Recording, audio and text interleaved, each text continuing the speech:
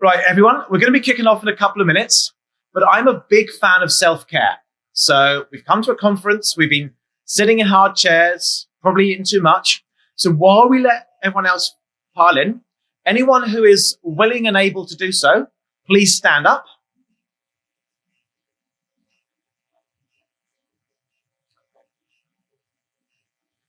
And then what I want you to do is big two-hand thumbs up as far forward as you can. Hands up nice and straight. And then I want you to stretch your arms as far back as you can go. I want you to feel that in your shoulders. These shoulders that have been hunched over chairs, far back as you can go. Now breathe in and out. Breathe in and out. And then breathe in one last time for a selfie with Jim. And out. Thank you very much. Give yourself a round of applause. Hope you feel a little bit better after that. Right, just wait for the last few people to pile in. We've still got a minute or so.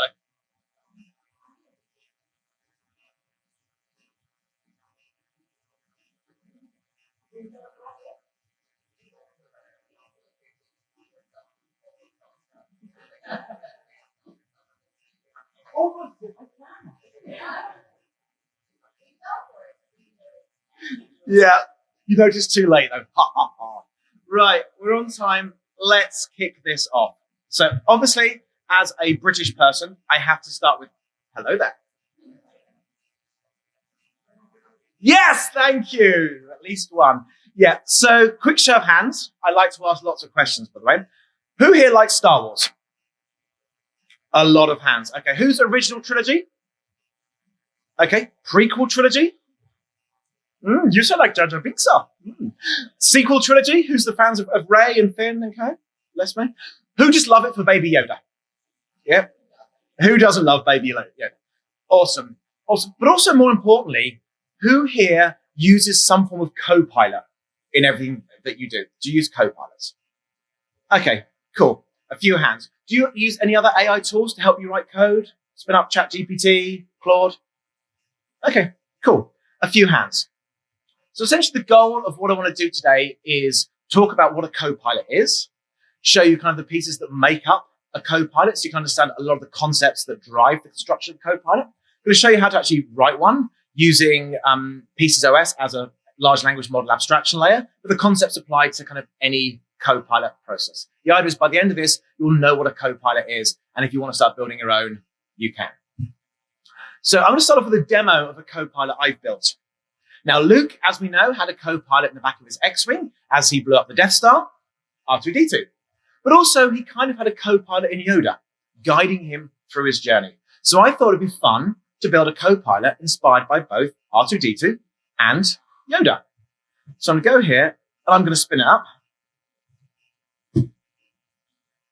I'm going to do a quick prayer to the Force so that the Wi-Fi is going to work. And let's start with R2-D2. Okay, beep boop. Hello there, carbon-based life form. So R2-D2 is here to help me. And I'm going to ask R2-D2, I'm just copy a question from over here. I'm going to ask R2-D2, how can I destroy the Death Star? A rebel sympathizer. Yes. So what it's done is, as we all know, at the end of Rogue One, the plans of the Death Star were stolen. And then at the start of Episode 4 in New Hope, the plans were hidden in R2-D2. This is how R2 knows how to destroy the Death Star.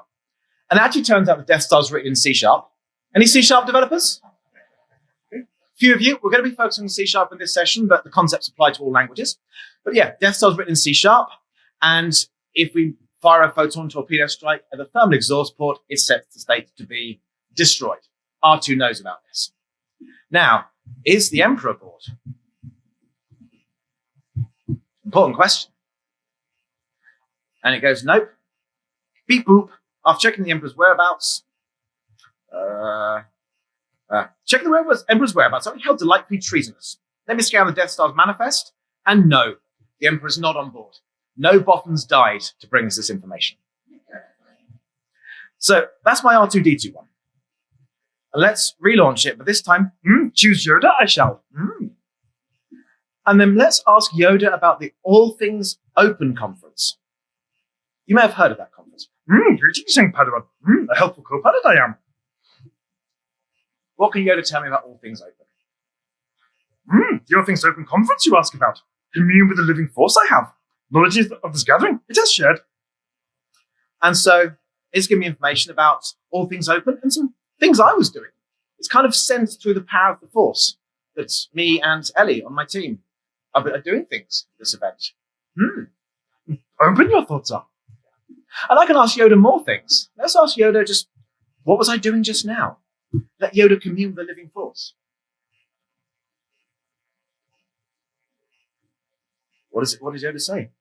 In the terminal, working you were. A project named Star Wars Copilot you were running. And so on and so on and so on. And you kind of see the kind of concepts that we've got here. I've got this Copilot. I've already guided it to act in the style of characters from Star Wars. And it's here helping me with how to destroy the Death Star in C#. It's got some kind of knowledge about some code. It's got some knowledge about the things I've been doing myself. So, to quote Lando Calrissian, hello, what have we here? So what have I actually built? What have we got here? So I want to take a dig into some of the architecture, and then we'll look at actually constructing one of these yourself to start putting everything together. So we start with a large language model. Everything with a lot of these copilots is based around AI, and we're actually starting here with a large language model. I think I'm using Claude 3.5 Sonnet for this. Anyone use Claude?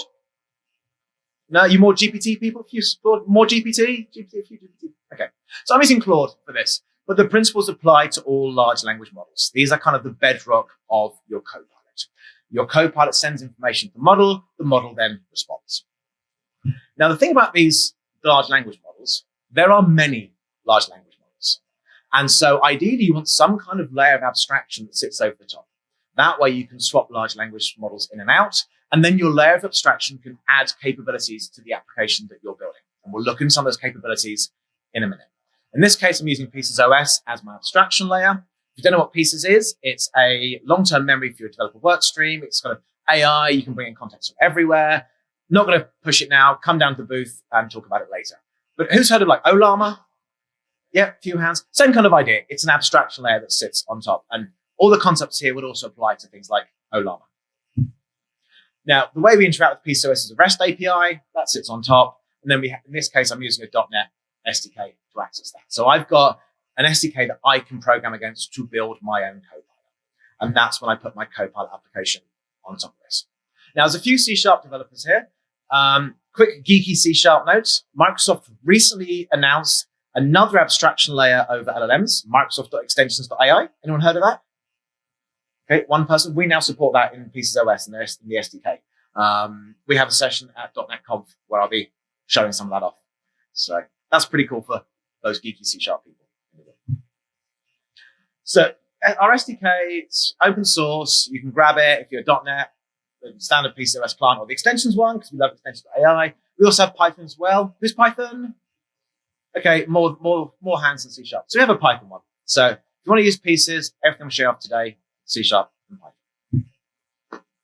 So before we go a bit further, I just want to make sure I've defined one term properly. Now, when I say Copilot, what do you think of? Just shout it out. Microsoft Chewbacca? Yes. Microsoft GitHub? Yes. So there is a bit of confusion around the term Copilot.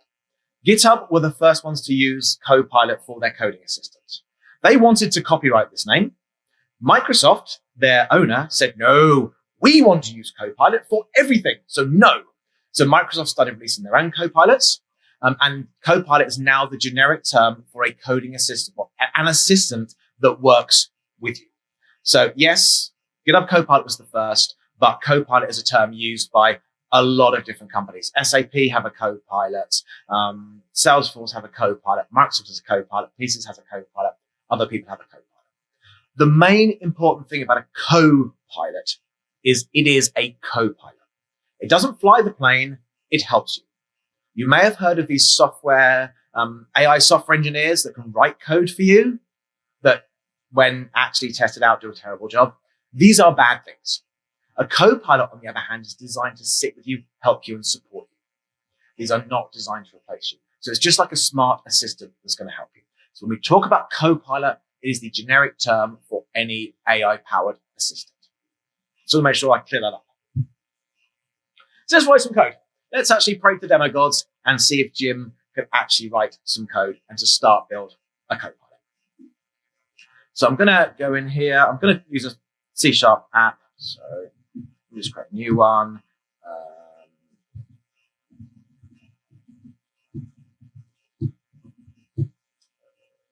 .NET new console, and then so we're starting completely from scratch. And then one thing I'm going to do, just quickly filter these. I'm going to install the .NET package. So my lovely extensions.ai package for my friend in the front end. So let's use that. Whatever it's installed. Now, in my code, first thing I need to do is I need to create my connection to the LLM. So with whatever abstraction you use, you have to make that connection to the LLM. You have to actually pick off and connect. So I'm connecting. I'm using the Microsoft Extensions AI iChat client as part of that. Only of interest to the person in front, but I think it's geeky, so I don't care. I'm going to talk about it. But this creates my kind of connection, and then just going to drop in actually a little helper function here to run my chat and stream the output to the console. So I've got a bit of code here. This will actually send the chat to the LLM, and we'll dig more into how this works in a little bit, but this just streams my output. Just a little helper function. We don't care too much about it. And then I'm going to send a message to my LLM. I'm going to ask a simple question. How can I create a hello world application in C#? Now, when you build a copilot, you would add interactivity. So you can ask your own questions. For the purposes of illustration, I'm just going to hard code the questions in here, and we'll kind of adjust those questions. So if I now run this, and pray to demo gods, yay, the Wi-Fi is working. Here we go. It's spinning out a hello world application. Whatever. We've all seen this before with ChatGPT. But I've literally implemented this in, what's that, 35 lines of code. And really, there's only 2 lines of code we care about. Create a chat connection and send a message to it. Okay, that's fairly uninteresting. I'm going to just add a follow-up question here. And what my code here is my follow-up question just says, make this a hello there. Yay! Make this a hello there application. So I've got one question I ask. How do I do hello world? Then make this hello there. If I run this again, we're going to get the same kind of outputs we had before. This is how you create hello world. Oh, thank you very much. Wasn't that cool? So we got this kind of hello there. Sorry, this hello world application. And then I asked the follow-up question, make this a hello there application. And it spat out a response to say, oh, you want to make this hello there? This is how we do it. Again, this is probably not exciting. We've seen this all with ChatGPT. But it's actually kind of interesting when you think about how this actually works. There's kind of some magic happening here to make this whole thing actually work like this. So this is what I had. Create a chat message. I create this hello world application. And then actually in my code, what I'm doing is I'm adding the response from the LLM into my chat message collection. Then I'm adding a new message on the end. I'm actually building up multiple messages that get sent to my LLM. I'm not sending one message and then sending another message. I'm actually sending one message, getting a response, then sending the first message, the response, and the second message to the LLM, which seems kind of bizarre to do that. You know, when you're talking with ChatGPT, you don't copy and paste your first question and answer and write your second question. You just keep asking questions. And this kind of introduces this weird kind of concept around memory with large language models. Because large language models are actually stateless. So when you say to ChatGPT, how can I cheat on my exams, or whatever you're going to be asking ChatGPT, and then you ask a follow-up question, the second question you ask is interacting with a completely separate instance of the LLM. It is stateless. The LLM does not remember what you do. So you have to actually write this memory yourself. When you're using ChatGPT, you've got the ChatGPT app, they have built memory for you. So when you ask a question and a follow-up, behind the scenes, the ChatGPT app itself is sending first question, response, and second question. When you ask a third question, it then sends first question, response, second question, response, third question. And it's slowly building up this entire view across everything that you do. And that's kind of one of the fundamental principles with LLMs, and then the copilots and the chats that you build on top. So earlier, when I was interacting with R2-D2, if I asked a question and a follow-up, same thing. It has to send the entire question, message, question every single time. So that's one of the fundamental principles. Okay, so my first example sounded like R2-D2. Not quite. It didn't just make a whole series of incomprehensible beeps, but it pretended to be R2-D2. So how do we make a copilot act like R2-D2 or act like Yoda? And this actually comes down to another type of message. When we have the conversation with the LLM, we have what's called a user message, which is what I am asking the LLM. We have an assistant message, that is the response from the LLM. And then you can add what's called, a system message is the response to the LLM. Then we can have what's called a system message. And a system message is a special message that goes at the start of a conversation that tells the LLM what to do. It gives it basic instructions. So right at the start, you can say, you are an LLM in the style of Yoda. You are a helpful developer copilot with 30 years experience. You are obnoxious and refuse to help. Kind of whatever you want, you can build that capability into the system prompt. And that's what guides a lot of these models.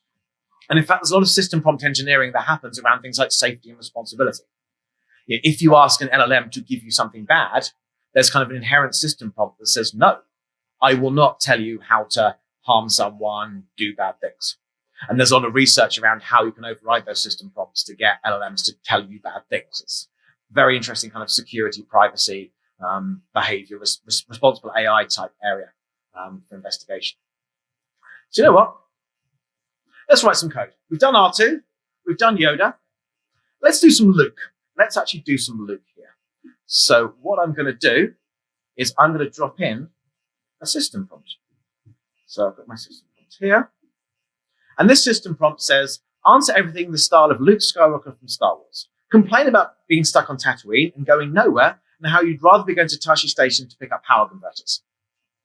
Now, just by having this as a system prompt, everything we do from now on should be very much like Yoda. Sorry, Yoda? Very much like Luke Skywalker. Sorry, I blame this man. He fed me too much sugar last night, so I'm sorry if I'm tripping over my words. So if I go here, .NET run. Creating a Hello World application C# is like dreaming of leaving Tatooine for the stars.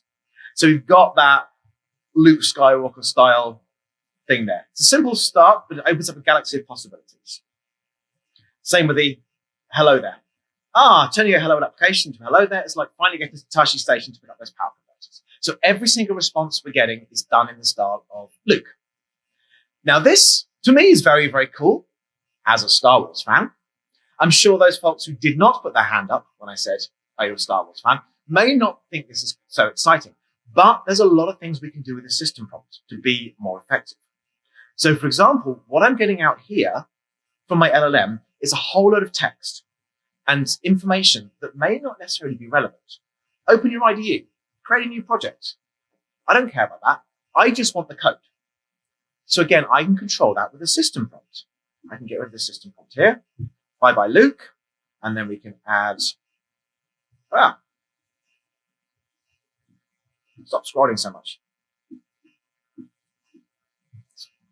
We can have this system prompt here that just says, give the answer as code only, no other text or explanations. So now when I run this,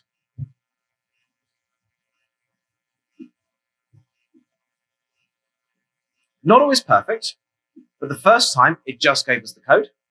The second time it gave one line of text, 2 lines of text, and the code.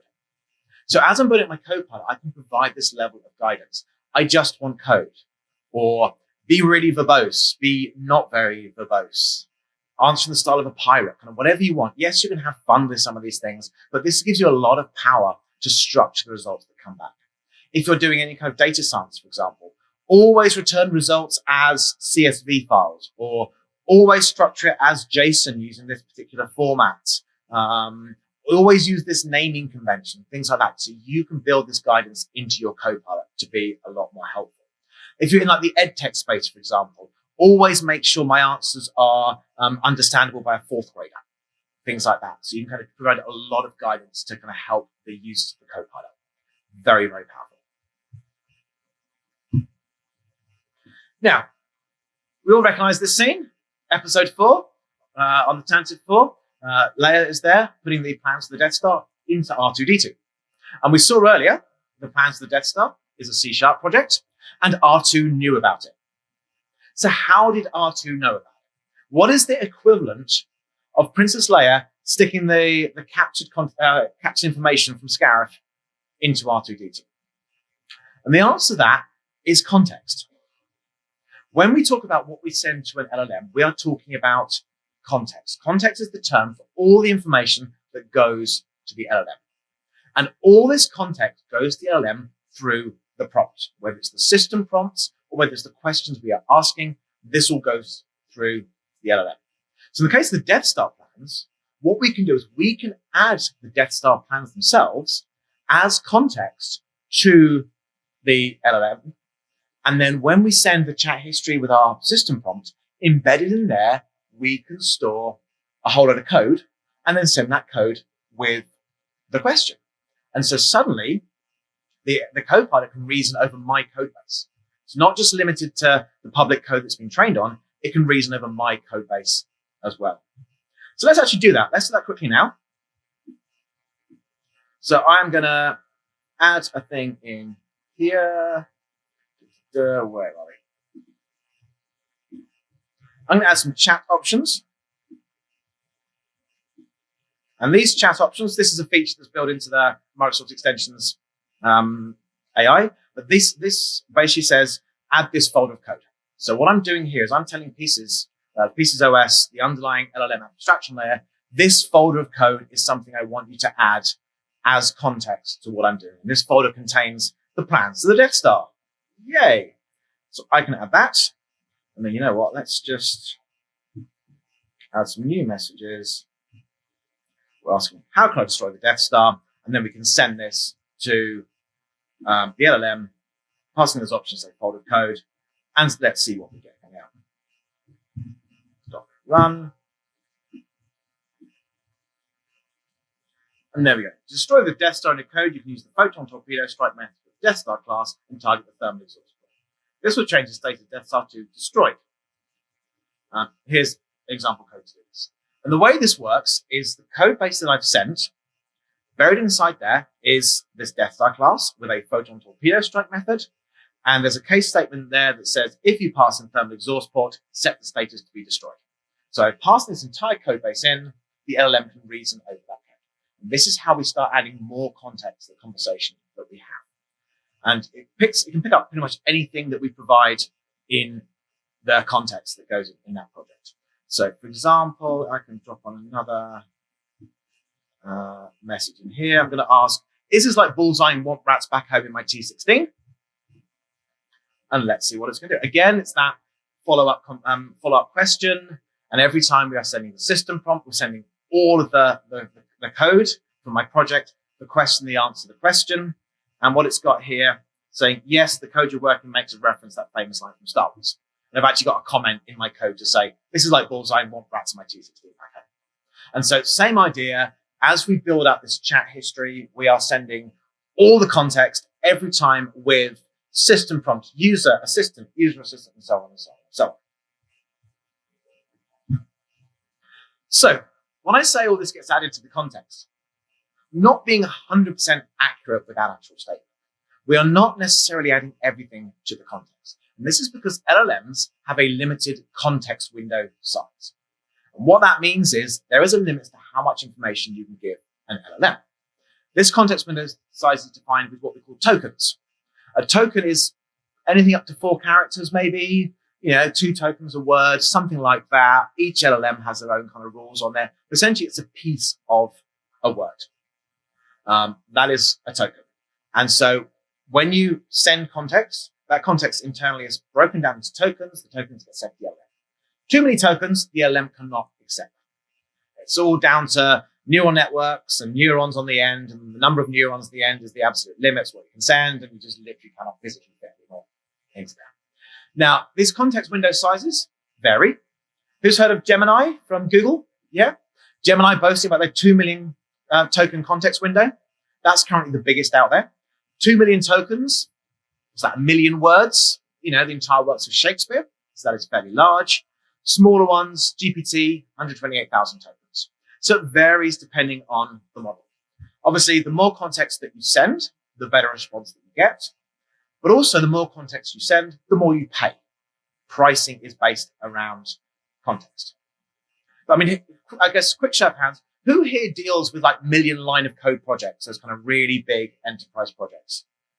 Okay, a few of you. Yeah, even with things like Gemini with a 2 million context window, if you've got one of these big million line of code projects, you cannot send the entire project. It just physically will not fit. So instead, you have to think about how you can limit the information that's being sent. And this is where we come across a thing that we call RAG, Retrieval Augmented Generation. Who's heard of RAG? Yay, lots of you. Essentially, RAG is adding smarts to the copilot. It's taking the query that you've got, it's using that query to look up relevant information, and then sending that relevant information to the LLM. So a classic example is if you're working in a customer service industry and you have a whole load of orders and you have conversations you're having with customers about these different orders, and you want to ask a question about a specific order. Do you want to send every single order and every single conversation in the system to the LLM? No. Do you just want to find that one order and send the history of that one order? Yes. And so your RAG, in that case, would look at the question, see that the question might be, summarize the history of order 66. Yes, nice. So some of the history of order 66, and then your RAG would go to your order database, look up order 66, send just order 66 to the LLM. So that's kind of how RAG works. Now, the case of a code base, RAG can work in the same way. RAG can work by basically taking what's relevant from your code and just sending that. And that's done with a thing that is called relevancy detection. We do this automatically for you with Pieces OS, but obviously it's something you can build yourself. And the idea is you take your information and you pile it into what's called a vector database. Who's heard of vector databases? Yeah. Weird things. I don't quite understand them properly, but essentially thousands of dimensions, storage stuff, and it essentially groups things semantically. So if you have Star Wars fans, they would be kind of over here. If you had Star Trek fans, they would be kind of here. If you had Love is Blind fans, they would be over there. And then if you said, I'm interested in sci-fi fans, the vector database go, well, okay, we've got Star Wars and Star Trek. This is what I care about. But Love is Blind has no real overlap with sci-fi. That's not relevant to my conversation. So it's kind of a rough, terrible, lo-fi explanation of roughly how it works. But what that means for your code base is you can take your entire code base, load that into a vector database, and then when you ask a question, you can look at that vector database and go, okay, you were asking about the homepage of this massive web project. Okay, here's a folder called home that semantically matches. What is all the code associated with home? And that could be in a home folder, or it could be across multiple folders where you have a home view and a home controller, or whatever structure you've got. So it can pick up not just individual files, but sometimes even parts of files, and then cut that context down. You've got your million line of code project. You're asking about order processing. Excuse me. You don't care about online chat, for example. So why would you send the online chat to the LLM? That kind of idea. So let's strip out just what's relevant and send that with our code base. And that can drastically reduce the context down.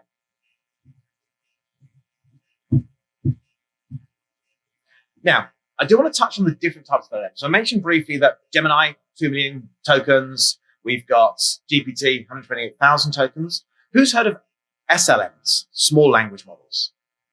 Few of you. Who's ever run an LLM on your device?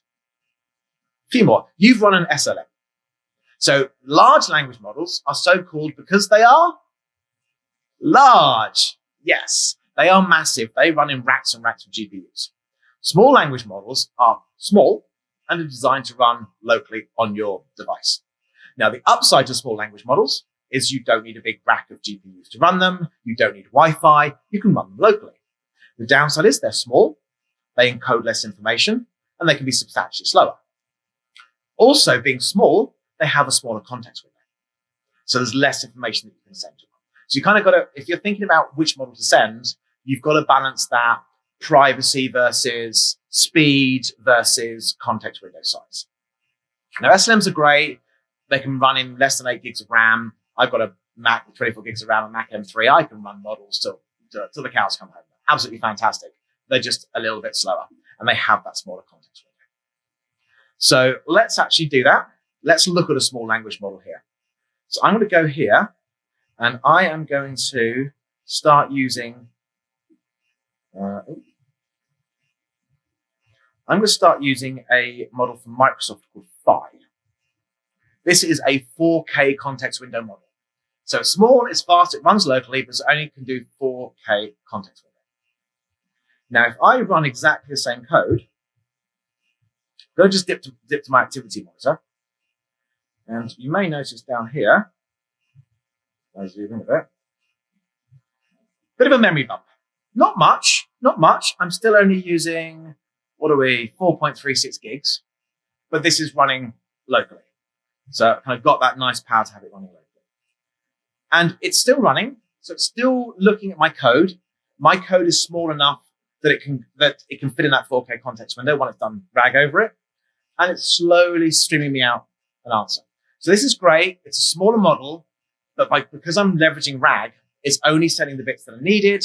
So therefore, it's not going to blow the model. That's really, really cool. But of course, if we go too far, we can blow the model. If 5.3, this particular one's 4K context window, 2,000 words, you could just about process a blog post. You will not be able to cope with, I don't know, let's say the entire script of Return of the Jedi, to pick a completely random example. So you know what? Let's take that random example and let's actually try that. So I'm going to go here. I'm going to just change my questions and I'm going to ask it. I'm loading the entire script of Return of the Jedi. And rather than sending this through the RAG setup, I'm just dropping the entire script straight in. So now if I run this, my memory should spike in a second. There we go. There's my spike because it's processing it. But really, what's going to happen in a minute is just going to go, bleh. There we go. It died. It couldn't actually run because we have got a substantial amount of code. Now, if I change this and go, you know what? Let's change the model to Gemini, the 2 million context window. Take a bit of time because the script is fairly large, but this will now work. So, there we go. Third draft of the script for Star Wars Episode 6, Return of the Jedi, released in 1983. The script is dated 1981, but the movie was released in 1983. First movie I ever saw in the cinema, random fact. But it's able to process that because it's got a substantially larger context window. So when you think about the size of what you're sending with your copilot, you've got to leverage strategies to bring that down. Know what size your context window is for your LLM, and then use things like RAG to reduce the size of what you're sending.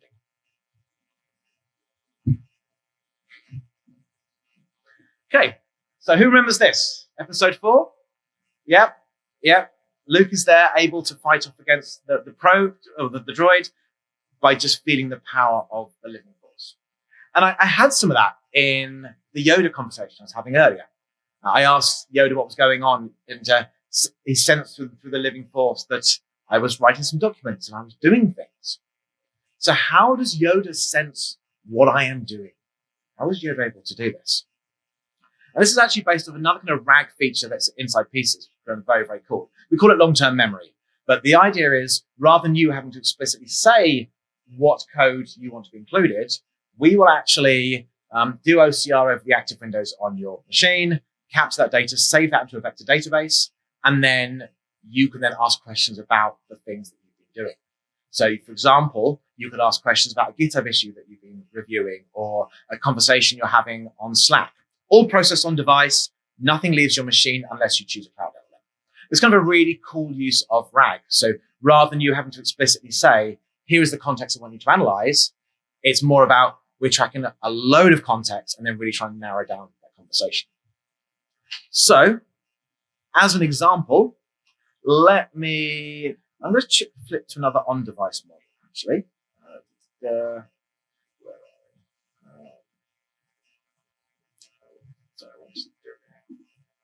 Let's use Llama.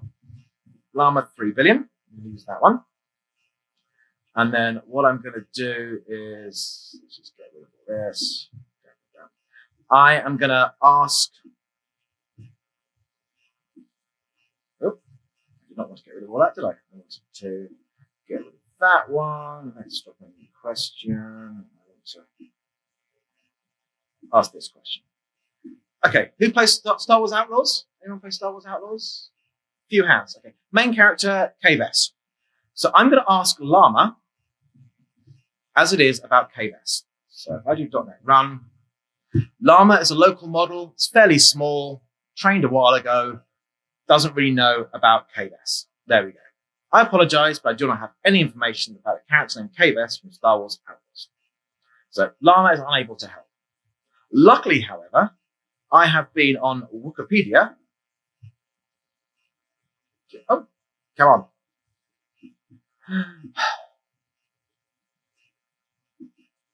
There you go. I've been on Wookiepedia and I've been reading about KVS. Main character in Star Wars Outlaws. Got this really, really cool assistant, Nix.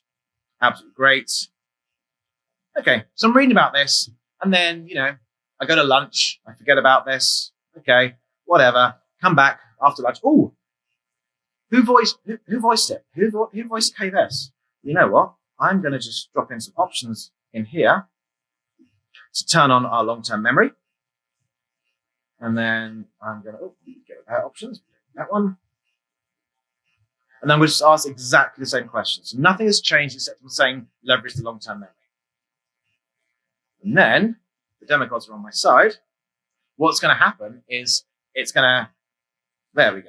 Based on the information provided in the context from Wookiepedia, KVS is a character of the upcoming 2024 video game Star Wars Outlaws. A rookie scoundrel, regards a companion Nix's family, wears a blue jacket, and is voiced and motion captured by Humbly Gonzalez, which is absolutely fantastic. We've got some Latina Star Wars characters. So all that is taken because Pieces is running OCR on what I'm doing, capturing that context in the vector database, and again, we have the same relevancy detection going on. So this kind of illustrates that if you're building a copilot, there's a lot of smart things you can do to pad out the RAG that you've got, to pad out that context that you can then make great decisions over to bring all this stuff together.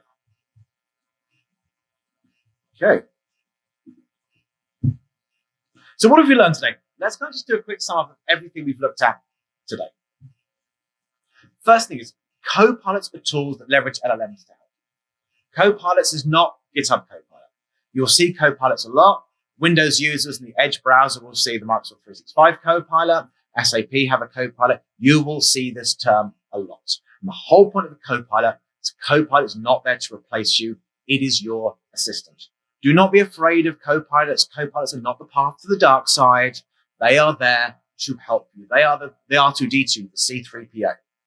Yeah, do not try and think of it as something that's going to write all your code for you. It's going to provide you with guidance. It's going to provide you with help. But fundamentally, you have to remain in control because the Copilot can get things very, very badly wrong. Who's seen LLMs do wrong things? Yes. Who's heard about the lawyer who got fired?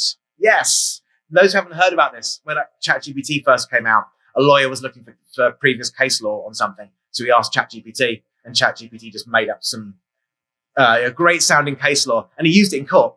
And the judge looked it up and was like, you just made that up. And so this lawyer is no longer a lawyer. His defense was, I thought it was just another search engine. I didn't know. So you've got to be aware that these LLMs are not perfect. That is why they have copilots. You are still in control. LLMs are stateless. So if you think about building a copilot, you've got to keep sending the entire message every single time. User prompt, assistant response. User prompt, assistant response. If you want to add a system prompt, you add that at the start. Every single time you have to send everything. If you are adding extra context, every single time you have to send it because the LLM is stateless. And then to send that extra context, you can do files, you can do folders, you can do the script of Return of the Jedi, whatever you want, you can build that extra context into what you're doing to help guide the LLM. The more context you have, the better the LLM response. The more context you have, the more chance of R2D to go, fucked, because you've blown the context window. So you've got to get that good balance between the right amount of context, not too much. You can run these LLMs in the cloud. You can run them locally. Cloud has the advantage of they're faster, a lot more powerful. Downsides, they can cost money. You are potentially giving your data to OpenAI or Google. SLMs run locally. They're private, they're secure, they're slower, smaller context windows, don't have as much information in code. Pays your money, takes your choice. So you want to consider as you do a copilot, what LLM do you want to kind of pair? And ideally, you want to use some kind of abstraction layer on top of it, like PCOS, alarm, or something like that. And then, yes, think about those context limits. When you choose the LLM, think seriously about the different context limits that you've got.